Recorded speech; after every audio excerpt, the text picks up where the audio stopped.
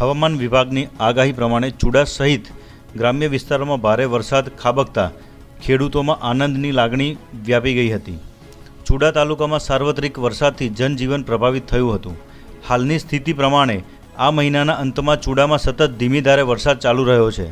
ચૂડા તાલુકામાં 61 મિલીમીટરથી વધારે વરસાદ નોંધાયો છે, જેના કારણે વાસળ નદીમાં નવા નીર આવ્યા છે અને વાસળ ડેમ ઓવરફ્લો થયો છે।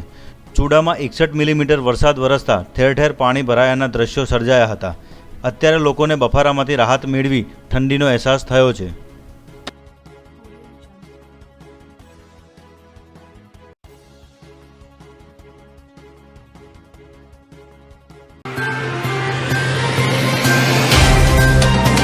तो व्हाट्सएप, ट्विटर, फेसबुक, इंस्टा जहाँ भी आपका अकाउंट है, इसे शेयर बटन के द्वारा वहाँ पर शेयर करें।